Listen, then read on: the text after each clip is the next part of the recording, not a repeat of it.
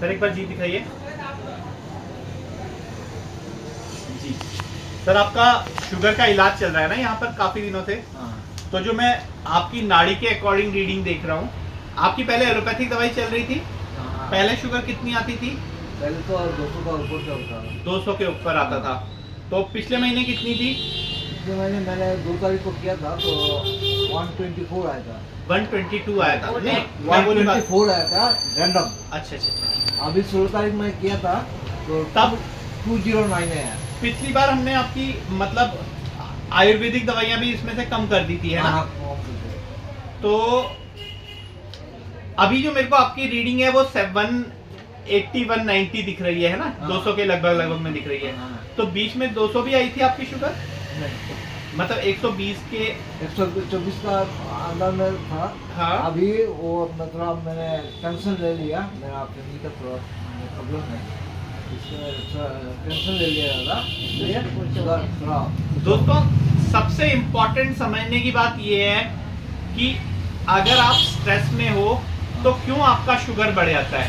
ये तो प्रॉब्लम है, ये तो पूछने के लिए आया था। क्योंकि जब भी हम लोग सर स्ट्रेस में आते हैं तो हमारी बॉडी स्ट्रेस हार्मोन को रिलीज करती है। हमारा जो शुगर होता है वो खून में कितना आया इस चीज को नाप के शुगर चेक की जाती है। अब जो हमारे खून में शुगर आया वो खाने से खून में आता है और इंसुलिन उसको लड़के यूज करती है बॉडी के काम के लिए। लेकिन अगर हम लोग स्ट्रेस में हैं तो हमारी बॉडी के अंदर एक प्रॉपर स्ट्रेस हार्मोन रिलीज होता है, उसको RRR भी बोलते हैं, सॉरी हाँ।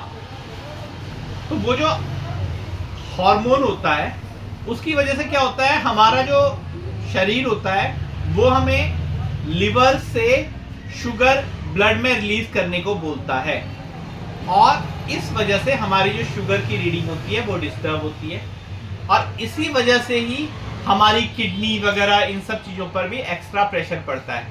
इसलिए जिस चीज को हम लोग तनाव को एक नॉर्मल चीज सोच लेते हैं, और कई बार तो मैं लोग की नड़ी में हाथ रखता हूँ और बोलता हूँ तुमको तनाव है, तो बोलते जी तनाव तो हर एक आदमी को होता है। ऐसा नहीं है, तनाव हर एक आदमी को नहीं होता और तनाव अच्छा तो किसी भी आदमी के लिए नहीं होता। इस वाली चीज को हमेशा याद रखिए। इसलिए शुगर की प्रॉब्लम हो कोई और प्रॉब्लम हो, वैसे तो हर प्रॉब्लम में यही सिचुएशन है, बट शुगर के अंदर तनाव को बहुत कम करना बहुत जरूरी है। सर आप मेरे पास में कितने टाइम से आ रहे हैं? शायद आपको काफी टाइम हो गया, 1 आध साल हो गया है ना? 1 साल हो गया। जब आप शुरुआत में मेरे पास में आए थे तब से अब तक आपकी शुगर की कंडीशन कैसी है? मतलब तब से अब तक कितना इम्प्रूव है? बहुत ज्यादा इम्प्रूव है, राइट? अच्छा, थोड़ी बेटर है बोला आपने, ओके। तो सर पहले आप अंग्रेजी दवाई खाते थे, अब आप अंग्रेजी दवाई के बिना भी सब सरवाइव कर रहे हैं, राइट? अब क्या मैं आपकी मतलब हम लोग धीरे धीरे आपकी अंग्रेजी दवाई भी घटा रहे हैं? बंद कर दिया। बंद कर दी हमने आपकी अंग्रेजी दवाई बंद कर दी और अब हम लोग आपकी आयुर्वेदिक दवाई कम करने की। दोस्तों मैं हमेशा बोलता हूँ कि आप ठीक तभी हैं जब आपकी दवाइयां कम हो रही हैं। ये कोई तरीका नहीं है एलोपैथी वालों की तरह कि हम लोग खाली आपको साथ में दवाई भी देते रहें और आपकी खाली शुगर की रीडिंग नॉर्मल आए, क्योंकि आप एलोपैथी में जाएंगे तो धीरे धीरे आपकी किडनी, लिवर, हार्ट, इन सब पे गलत असर पड़ेगा ही पड़ेगा। बिकॉज ऑफ डिजीज भी पड़ेगा। डिजीज तो मेडिसिन कंट्रोल कर लेंगी, लेकिन उनकी जो मेडिसिन होती है वो अपने आप में भी इन सारे ऑर्गन्स के ऊपर गलत प्रभाव डालती हैं। आप इन चीजों के बारे में जानने के लिए आप आजकल तो सबके पास में गूगल और यूट्यूब है, सब लोग जान सकते हैं। सर एक बार आप बताइए कि जब आप एलोपैथिक दवाई यूज कर रहे थे और जब आप पहले तो आप ये बताइए, जब मैं आपकी नाड़ी देखता हूँ तो क्या नाड़ी से आपको हमेशा जो मैंने शुगर बताई है उतनी निकलती है या आसपास यही निकलता है? आसपास सही निकलता है।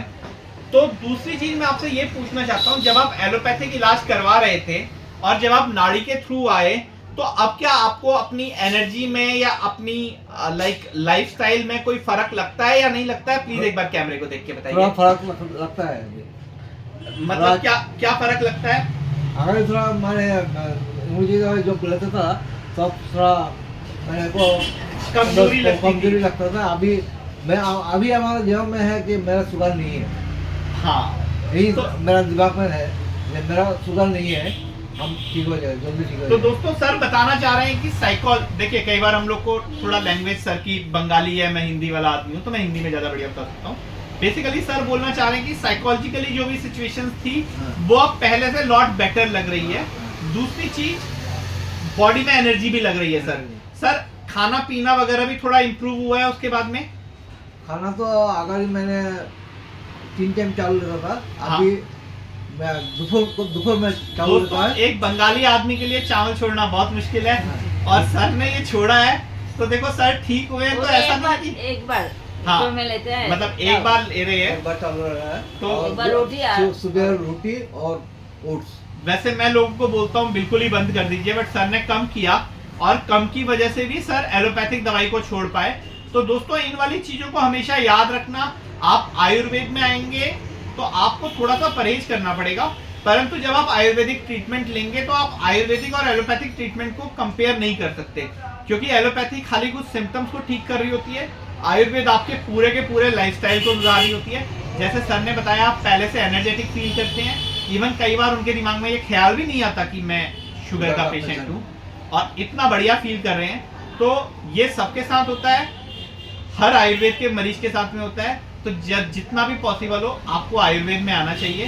तो इसी के साथ जय धन्वंतरी, जय आयुर्वेद।